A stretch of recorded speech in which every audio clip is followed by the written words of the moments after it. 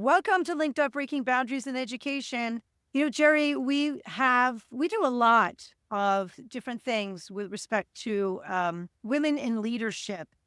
And there are so many different, there are different rules, right? They're just plain simple different rules.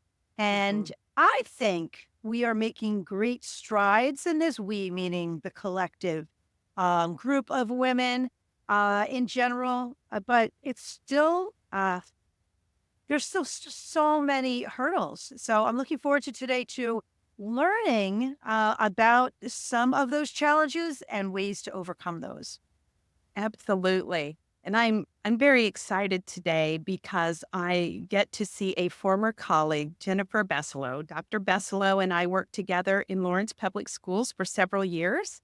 And I have always been such an admirer of hers because she is not afraid to speak up and speak out. And Mhm. she does an incredible job. And then through knowing Dr. Jennifer Bessolo, I met Dr. Carrie Mugridge, and she has written a dissertation on women in leadership in the educational environment. So today we are going to hear about some of the challenges, and then perhaps they'll give us some hope at the end, some things maybe we could do. So, welcome, Jenny and Carrie. We are so happy to have you here today. Um, how about we start with you, Carrie? Can you tell us where you are, what you do, and just a little bit about your dissertation and what brought you to women's issues? Sure. I'm Carrie Mugridge, and currently I work in the Santa Fe Trail School District. And Mhm. my title is Executive Director of Learning Services. Basically, I'm the assistant superintendent here. And I started my EDD education doctorate 4 years ago, I think. And as I was working my way up in education and administrative positions, I noticed that my field of women was getting smaller and smaller and smaller. And so then I started to think about and speaking with women that I work with, really talking to them about, well, what are your future plans? Like, you work in district level admin now, but are you going to move to superintendent? Or are you going to stay here? What are your plans? And it was always interesting to hear them talk about, their family life balance and their admin position, and then if they could move into superintendency and what that might look like, and who was interested and who wasn't and why.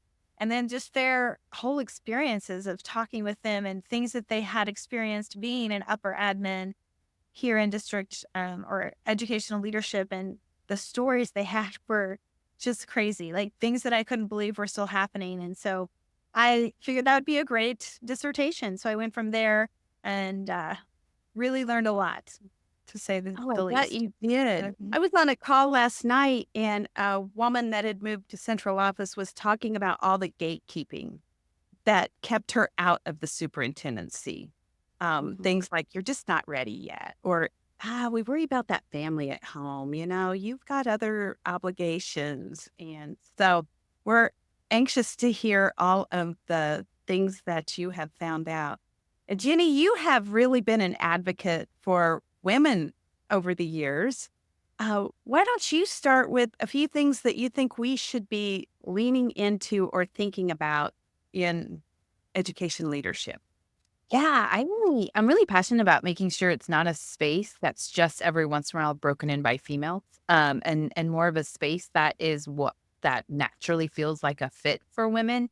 And I say that because I came in, and it wasn't that long ago, but the early 2000s, all my colleagues were males, my mentors were males, and I predominantly came up through a high school administrative track, so that was kind of normal at the time. But had I not had probably some little extra gumption and, just kind of, raised with brothers and kind of this tenacity, I'm not sure that some of those gates that would naturally have been knocked down. And so I try to, one of my mentors who was a male as a principal had told me, he kind of quoted the carve your own path and then make sure you're paying it forward for others. And so I hope Mhm. that I can do that for women, because we have some really, really bright women in our leadership programs that just need a little bit more to get through, and they are making incredible progress as leaders. So I think that I think if anything, perhaps maybe I can help open some doors, or at least hold them open for women to go through, because it can be a lonely experience. Absolutely. Carrie, what are some of the challenges that you found women are facing? So some of my research kind of talks about right now in education, 75% of our education profession is made up of women. 52% then are women become principals. So about 52% of our population are principals. In the district level admin positions, it's 78% women, which is what I see when I look around. I look at different levels, different school districts. I see most of the district level admin are women, but then it drops dramatically and it becomes only 27% of women are superintendents. So I really wanted to know what was the difference between district level admin and then superintendent. Why was there such a huge gap there? Like what was going on? And were women not wanting that position or were they being blocked? What was happening in that? And I kind of found actually both. Like a lot of women said, I'm really not interested in that position. Working in district admin, I see what the superintendent does. And I can't, a lot of it was life family balance. Like they really have a lot going on at home and they could not fathom, working. The average superintendent works 65 hours a week and they could not fathom getting that job done and also doing all of the responsibilities at home. They also thought it's a very stressful position with not a lot more money than I'm making now. So I'm actually the smarter one. I'm going to stay where I am here and make really good money, but not deal with all of those headaches, right? So there was a lot of that. And then another thing that really came up that I thought was interesting was so many women put their career off until their families are older or grown. So then by the time they get to this position where they could move into superintendent, they're like, well, now I'm only like 4 or 5 years from retirement. So why would I move to that? Like, I'm good here. I'll just stay here. So I thought that was all very interesting how all of those pieces work together, but it always comes back to what they're dealing with at home and all the responsibilities and the burdens and the stress that they have from home and trying to balance all of those pieces together. Jenny, I was wondering in your classes, what are you seeing among your students that are wanting to be education leaders and working towards their doctoral degree? Are you seeing any differences between the women and the men in your class? Definitely. And it's sad. And a lot of it goes back to confidence and in terms of that pre-service training.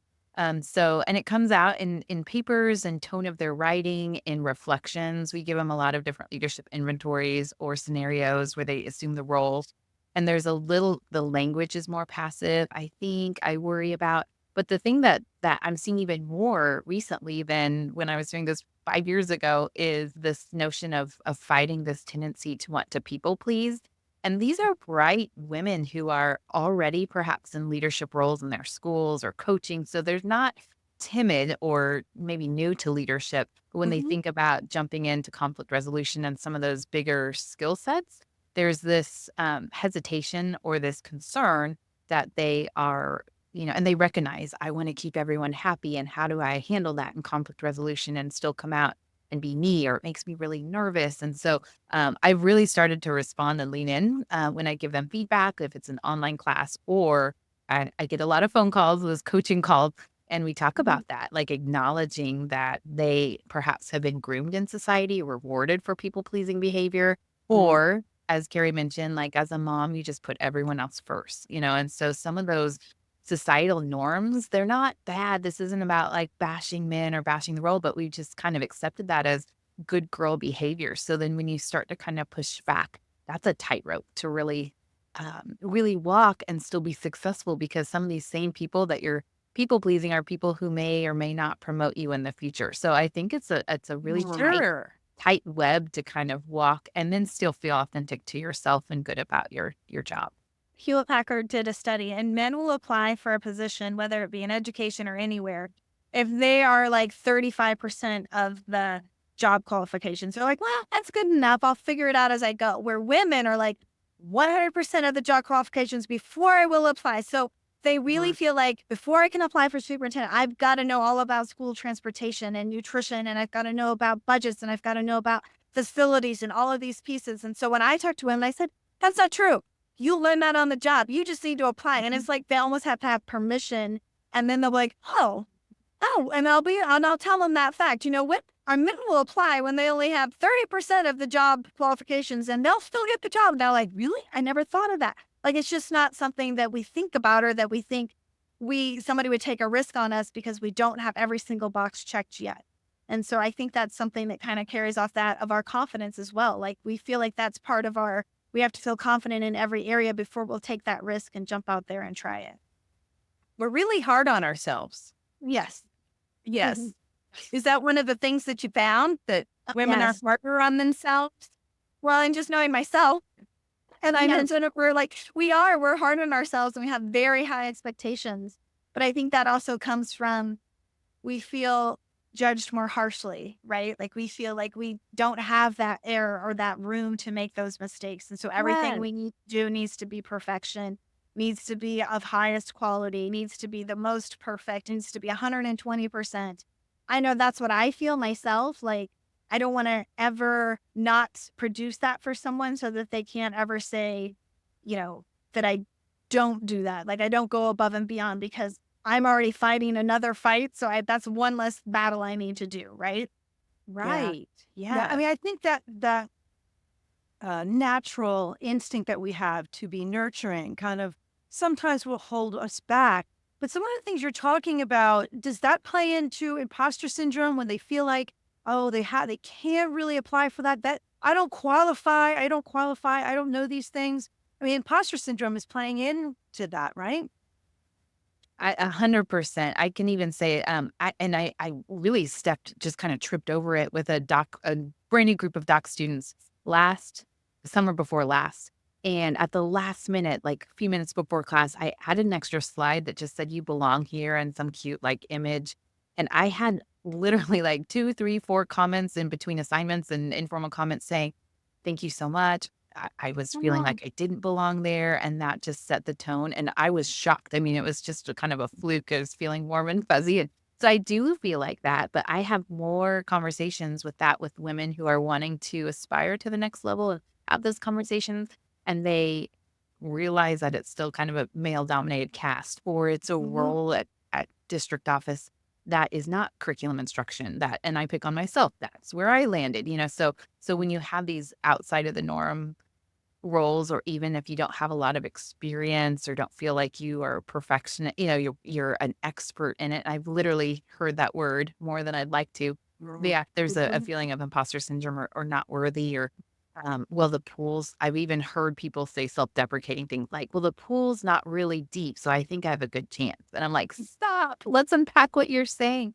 So I feel Yeah. like there's a big confidence factor in this need for reassurance and approval that you're worth it and you are deserving of this chance. What do you Yes. recommend I mean, you have people contact you and call you. What about other women and they don't have someone? How can they bond with others? How can we really form a coalition to support each other? How does that work? How do we do that? Right. Carrie, do you want to jump in with some of I know you've got some research suggestions, and I can jump in from the practitioner's lens. Perfect. Um, yeah, so there's a lot on this and it's very pronged is the best Mm. way to describe it. So women talk about how they don't feel like they have a true mentor or a leader oftentimes in their role. But then they also talk about that queen bee syndrome, where women who are in leadership positions sometimes will do what we call a queen bee, and it's where they isolate or they don't embrace and envelop new and upcoming women leaders because they feel threatened. And so you kind of have to navigate all of those positions as well. But when you do find that safe place and you do find those women, I always say, like, straighten her crown without it telling anybody else, right? So help them, grow them, become mentors, things like that. And so I have found finding my group and finding those mentors, finding women, and even men. There are men out there that are great mentors for women who truly want to help build and grow those things. Um, is a huge piece of the puzzle, is finding that group that you can depend on to go to and ask those questions that you don't feel confident about, and who will build you up and who will give you that confidence. They're out there. There's lots of us. There's many women who want to build each other up and grow. And so that's a good place to start for sure, is in some mentoring. We've also been talking about just what can we do at the program training level, because we see the research, we work with the folks, but we're still kind of like high five when they graduate, call us if you need us, which isn't really the support that we'd like to extend. So we're talking about at University of Kansas where I work, starting at like PK even through 16 Women's Educational Leadership Center Consortium. And this is where we bring in the Jerry Kimballs and the Carrie Mugridge and create this network of different support systems. It doesn't mean you have to buy a subscription but we want to make sure that Right. there's people out there, because they may or may not be in the organizations that people are working in. But it may also be just needing to be around other women who are feeling the same way, navigating the same issues, and feeling like they're not alone. So we think that at the university side of things, we can perhaps kind of really bolster some of the efforts that we're doing in that sense of belonging, because some women jump into the career field, but they don't stay. So the retention numbers are still kind of concerning, or as Carrie identified, they're just not seeking those higher level positions. So we want to make sure that it's a field. But Dr. Mugridge also mentioned there are some organizations that are like, well, what can we do? Or can we expand our DEIB policies or inclusionary policies? And I think those people, we want them to be part of the organization too, because they're trying to mentor and lift up other women up. So I think there's things we can do that maybe could help quite a bit. You have to acknowledge it, right? So knowing about it, and then listening to that voice, and then understanding what that voice is, and then being able to quiet that voice and talk yourself through that. I think the knowledge is power, a lot of this. Yeah. No, you mentioned this a little bit earlier, Jenny. It doesn't always have to be women supporting women. Men can be really good support systems as well. And I know that, certain men will actually seek out to help others, knowing that it's a struggle. And I think if, people of our age or my age, I look back and it was always a male leader who lifted me up and supported me. And I really appreciate that. But it wasn't always that way, but many of them did. But it's often that happens because, well, back then all of my principals and superintendents, they were men. So yeah, there will have only been those. And then as I got a couple of years in, I was surrounded by really powerful, wonderful women who just gave me every opportunity, and it was terrific.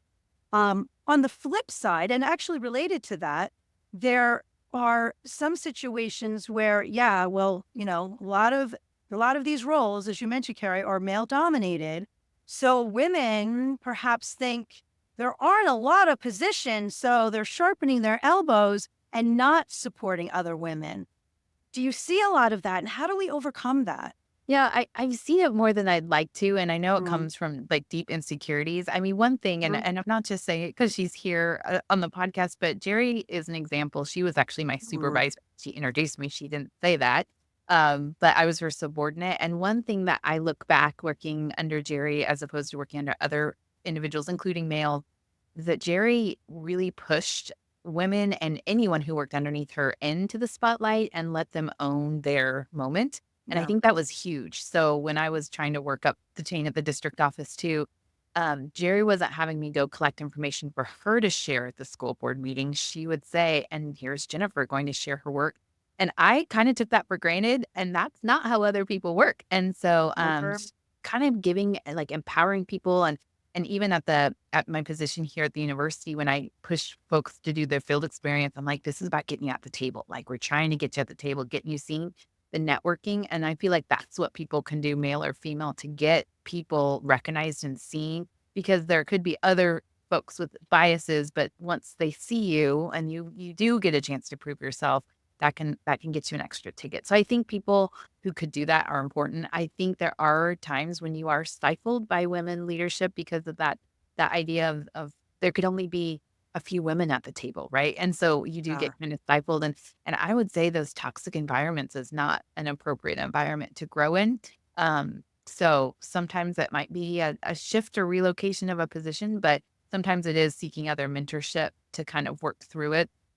And of course, then I always say leading with relationships is pretty powerful as well. But seeing who are those people that you can go to that lift you up. I think those are the people that you want to work for and with.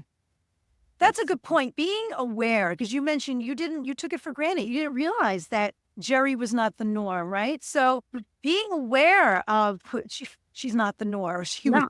as you said, liquid sunshine. She's just Yeah. there for her. See But it. but it's really I think just being aware of what a really toxic relationship might be or situation might be versus what a really nurturing and collaborative scenario might be, and working to stick to the latter. Yeah. Right. And Well, and I would just want to say it can be a double-edged sword, Right. because some people would say, look, she's having Jennifer talk Thank to the you. board. Why isn't she doing it herself? They don't see that you're supporting Jennifer. Empowerment. Get out there. Yeah. Come on, go. Yeah. Yeah. And so it can be a double-edged sword as well.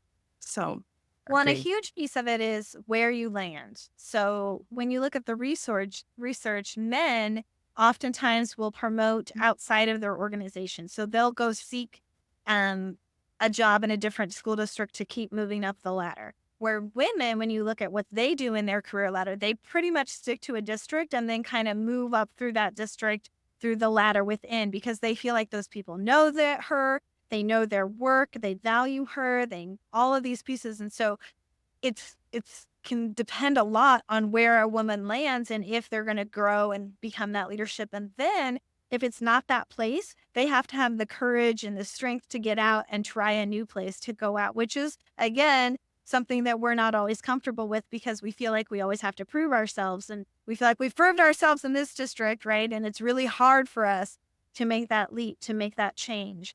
And so I think that's always an interesting place too, is like when you look at a district and you look about applying there, like really look, are there women who are in leadership roles there? What are they doing in that leadership role? Have they moved up, or are they kind of staying stagnant? Like these are all things that you need to consider when you're applying for school districts, because they can really help to grow you. And the research shows like that's what women do, is they grow in their district. That's what they want. That's what they seek. right. Also, I've read research that women are good communicators, basically. But how is it different the way that women communicate and men communicate? Because I think that's another area that we need to look at. Wait, I think Jamie hit it on the head when she said that, women are naturally nurturing and are naturally, and I think that also aids in the, there's research that supports that, right? That is in the scope, and the research that I had seen was in the scope of the industry, like business industry. So education could have been a part of it, but really kind of looking at these skill sets in the 21st century being needed to be more collaborative, to be more inclusive. Yeah. And women, because of their just natural ability to sometimes communicate in richer ways or more meaningful ways, that's a real plus, right? So if you're looking at Yes. it from a pure HR retention standpoint, it does really aid an organization to put women in leadership positions. And it is interesting, and it sounds really small and petty, but different things like when like a leadership cabinet's getting together and the same person's taking notes and that person's a woman, or it's just some of these niches that we fall into and sometimes allow ourselves to fall into. And I remember Right. our district equity leadership team, Jerry, that we, in the school district, it was always women who volunteered to take notes until I kept saying something. It Yeah. became a joke. So Tony Barron finally one day was like, I'm going to do it. I typed really slowly. Here we go. And I was like, right on. But it's changing our culture and the dynamics. And so, when you think about like DEIB positions and some of these, it should include some of these small characteristics that kind of are like little razor digs as far as like bearing these women. Well, now I have the burden of editing the notes later. And now I have the burden of saving the note, so just all these little things on top of performance, it adds up, and it also sends a message of who can just sit there and share their thoughts and opinions, and it's captured, and who needs to do the work. So The research shows that women who are in leadership positions often have a much healthier and happier environment. Like people who are surveyed say that they feel included, they feel like there's a strong vision, they feel like it's a nurturing environment again. But women tend to focus on the human capital, right? They focus on the relationships, the people, what's happening. They really think about the students first and what they need. And so they're also very good at getting everybody to align to a vision and a mission. And so bringing everybody on board by, getting to know the different people and their personalities and getting all of those people to kind of row the same way. And so that's kind of what research shows us is all of these attributes that women have and what they can bring to a leadership position when given the opportunity. Exactly. Yes. Mhm. It's been funny, and I'm not going to get political at all, but as I watched the presidential race, I noticed that Kamala is held to a different standard, and she is almost asked to show how tough she is, but also to show how kind she is. And I don't believe that Donald Trump has to do the same thing. It seems that people just love that he's a tough talker. And so I think we kind of see this being played out when we have a woman that's applying for a very high position, how she has to juggle some things that I think her male rival does not have to juggle. So 100%. I've even been accused of saying, well, I thought I could share this with you. I thought you'd be more understanding. And wow, very much so, in my experience, I had to really navigate the older male population that when they pushed back and I would push back and we would try to find right. middle ground, that became a trigger for them, but something that it's just giving me a trigger for me, but something that I had to learn is that I have a little bit of a trigger myself with that and was surprised to see the level of sensitivity and their perceived, like, what they expected by being vulnerable with me. They expected a different reaction, like of me going, "Oh, I understand now. I'm going to change my behavior to make you happy." I mean, and this has happened like in 2 or 3 different times. And I literally had to kind of walk myself through it and how I navigate because for my situation, this population was very sensitive. And so I would kind of fight fire with fire and try to find a solution, feeling a bit disrespected. And instead of they didn't expect hold my own kind of essence. And I mean, Yeah. I've learned different problem solving approaches too, but that was definitely not the response they expected. But seeing it happen 2 or 3 times created a pattern that I had to kind of figure out like a different way to approach it.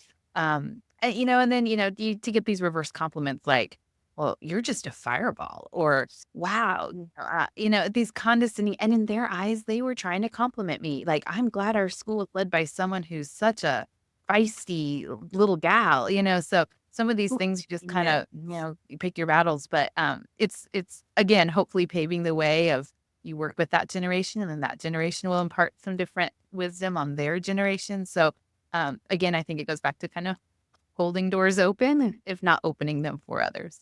Absolutely. Yeah, and blazing the trail for other women to follow. So important. That's right. Yeah, Yeah. absolutely. And it brings back things I hear my grandma and my mom in my ear. Be a nice girl. Yes. Be nice to everyone and all of those things. Right. And we really are raised that way in many cultures. And so it's something that we have to overcome. Yeah. Yeah. Agree. Well, I think I So, feel that when I am in admin, I will say one thing and my male counterparts will say the exact same thing, but we have to say it 2 different ways. So he can be oh, much more aggressive and abrasive about it, but mine has to be much more sweet natured, much more kind, much more like, I understand how you're feeling about lots of these things when we're saying the same thing, but we'll say it 2 different ways right. and we get 2 different ways to respond. Like if I would have said it his way, I would be judged much more harshly. I would be criticized. I would be called things that we know. Where he gets the credit for being a strong male leader, right?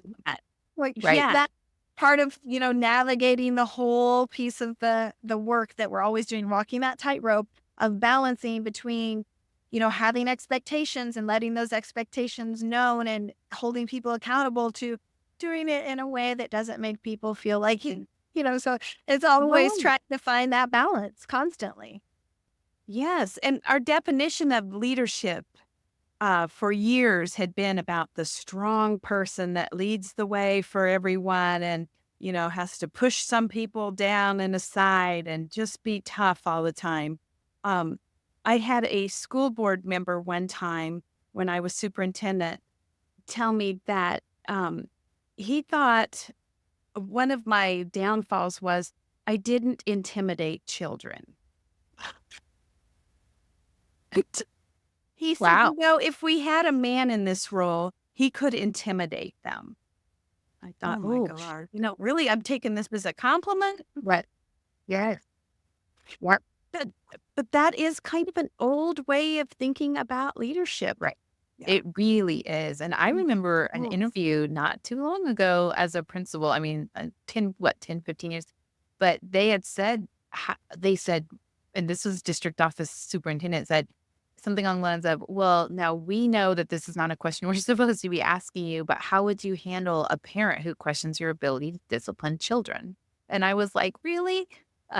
Or your ability to break up a fight. I'm 5'1", and so just really an old notion of how do you Yes. command space is and Right. it's disappointing. And I said, I use a lot of skill to be proactive so we don't get to those spaces. And in Yeah. case of an Right. emergency, we handle it. You're But yeah, wrong. the self-doubt, which I think goes back to the confidence piece. I do feel like you almost have Yes. to be twice as confident to put your name in the ring Right. sometimes. And you wonder why women don't have self-confidence. Right. When you ask Right. for something like Right. this, well, how would you Yeah. do that? We're just this little 5 foot nothing. How are you going to do, Right. Well, Yeah. now I'm doubting myself, right? Exactly. And it's interesting because to counter that, when I was a high school assistant principal, I was asked to be in charge of the at-risk entire academy because I had a very non-threatening presence. So similar to Jerry's conversation about, these kids who would get in fights in the hall. I think I almost threw them off, so of course, and I'm like, okay, let's go take a walk. They would come. What are they going to do? Like, I'm not scary or intimidating. But yeah, the way that we lead is an older notion sometimes. But I have said and shared with women, like, we lead a lot with our intellect because and sometimes we have better outcomes because of that. Right. And as to the point that you made earlier, I think it's recognizing those things and recognizing those records that play in our head and what people are saying to us and knowing these are older notions Yeah. about what leadership is. And I really need to believe and pave the way forward. Right. Yes. Agreed. Yeah. Agreed. So important. Yeah. Wow. This has Help been debunk a them. very great discussion. I have enjoyed it immensely. You know, Jennifer and I had a podcast at the school district. We had so much fun Wow. doing it. But Jenny, I'm going to ask you that question that Steve Wyckoff asks everyone. And Okay. that is, through your roles, both of you, what in researching and working with people that want to be administrators, what has become clear? Our therapy walks, haven't we? What? Yeah. I think being in this role, I have learned that you have to have a solid and clear set of values and morals that you don't stray from. Like, this is my hard line. These are my, I don't stray from this. And if you have that and you believe in that and you do that, then the rest of the stuff is just noise, right? Like, Right. it's just things on around you. But you are doing what you're doing. And everything I do, I always think like, I am that child's mother, or I'm that child's father, or this is like, what am I doing for that child or these children or these students? Like, that's my number one every single time for every single decision I make. And if you have that and you can clearly state like, yes, then you sleep well at night and you do things go well. And even though you might have people that make noise and things, in your heart of hearts that you're doing it for the right reasons and for the right people. Right. Because at the end of the day, you still have to live with you, right? Mm-hmm. You have to make decisions you can live with. Yes. Exactly. Yeah, I love that. Me too. Winnie, what's become clear to you? Well, I agree with that. We talk a lot in our district leadership class that I teach about know thyself. So I try to Yes. put them through their paces of like, know your strengths, know your weaknesses, because when things get emotional, that's when you're vulnerable and Yes. sometimes you don't get to slow down.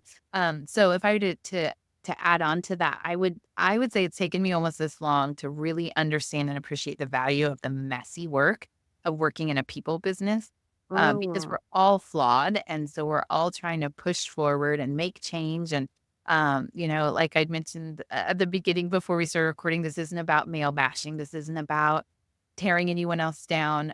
But in a people business like this, like how do you lift people up? How do you impact and inspire others? How do you help change and make change for the next generation? So the work's messy. And I remember as a district leader, sometimes going home frustrated because I couldn't fix it. I think we're naturally wired. Good administrators tend to be good fixers, and you can't fix a lot of these issues, but it's just small incremental change over time. And being satisfied with steady progress is sometimes hard for those perfectionists that want to fix things.